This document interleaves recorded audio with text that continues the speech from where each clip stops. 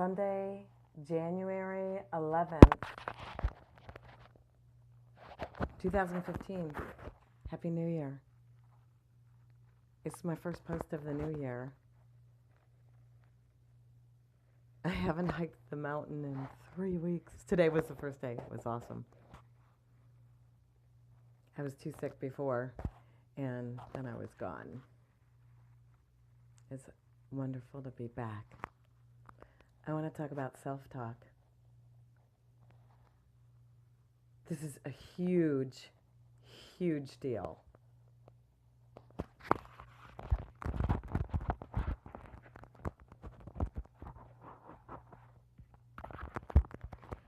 Okay, here's the thing.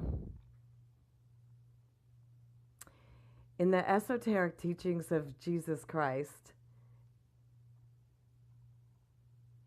it is said that Jesus studied Kabbalah and that he was Jewish. And Jews do not believe in heaven and hell.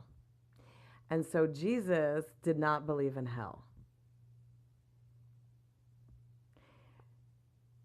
And in the esoteric teachings, it is said that Jesus taught that hell is a state of mind that we experience on earth when we participate in the illusion that we are separate from God. Now, if you're an atheist, you can replace the word God with the word unconditional love.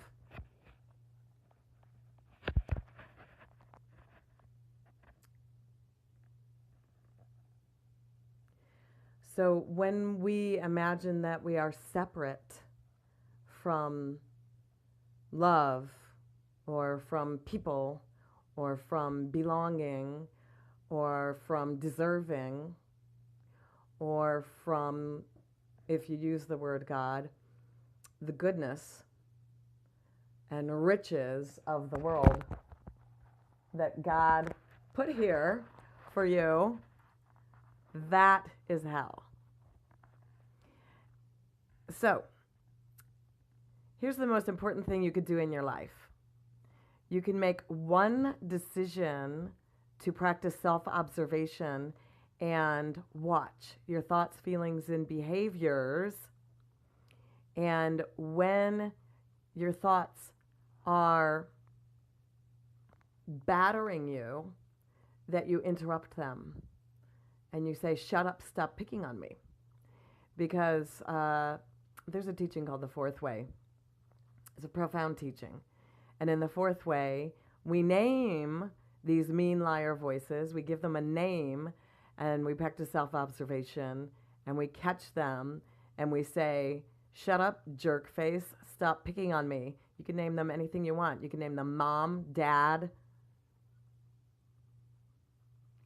soul. And you can change the name whenever you want to because of your voices. So you name them whatever you want. You change it whatever you want to.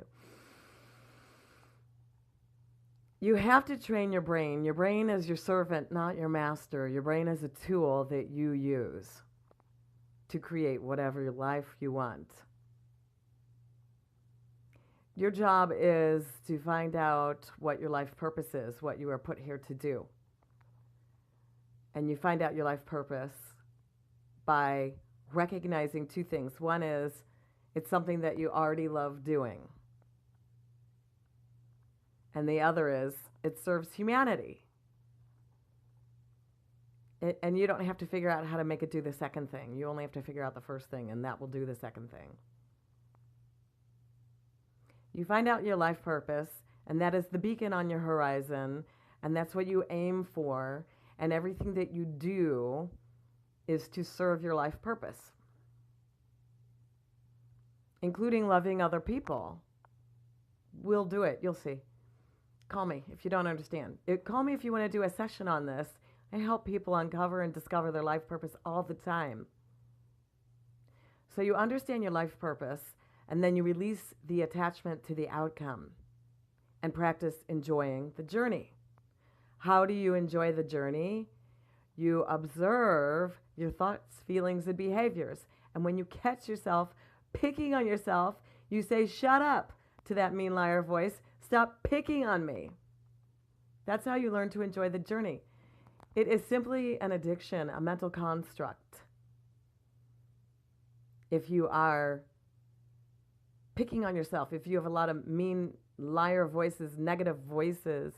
I was doing a session with a family last week, and one of the daughters said to me, one of the teenage daughters said to me, when I asked, how's your self-talk? I asked the family, how's your self-talk?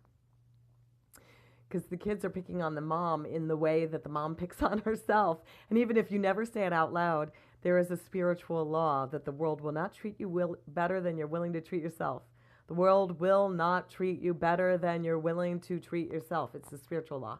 So this young girl, this young woman, teenage young girl, woman, said, if I make a mistake during the day and I say something at school that I think is stupid, then I pick on myself for it for the rest of the day. And it's so bad that sometimes I can't go to sleep at night because I'm picking on myself while I'm trying to go to sleep.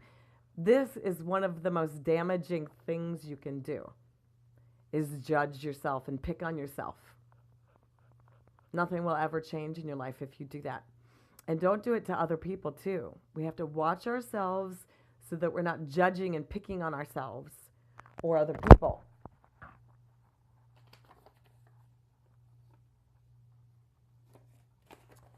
You have to practice hanging out in the now moment, appreciating and loving the now moment.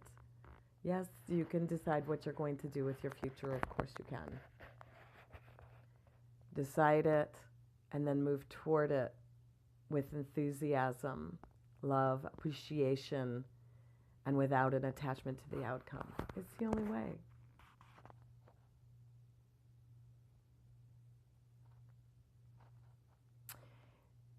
If you pick on yourself enough, some people can become suicidal. And it may not even be picking. Here's what I mean by picking on yourself.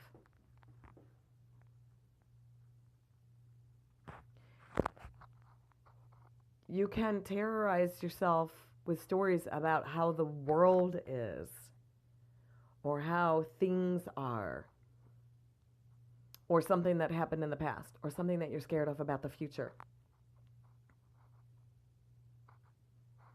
That's picking on yourself.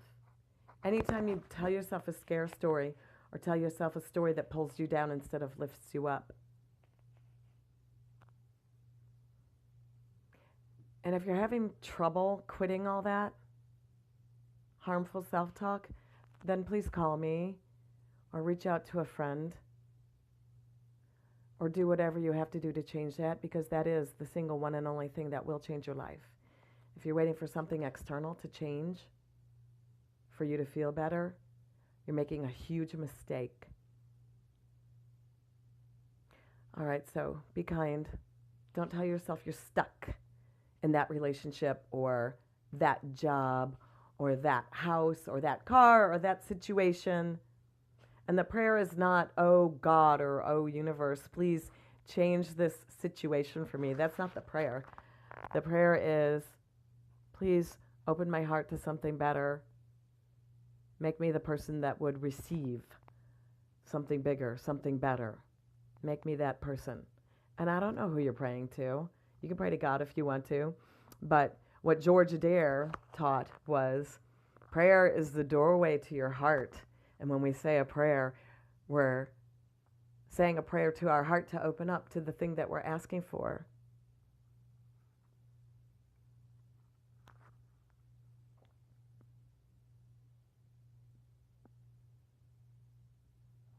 Let this new year be one for you.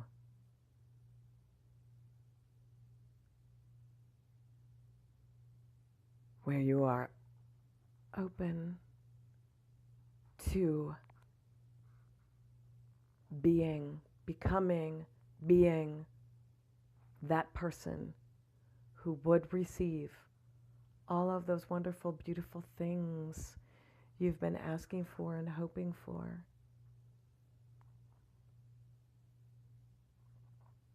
And watch your self-talk, that it may be encouraging and loving and uplifting.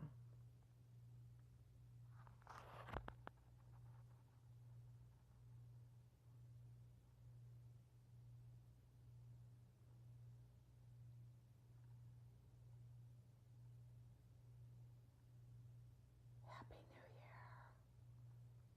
Year. May this be your best year yet. Happy, happy New Year.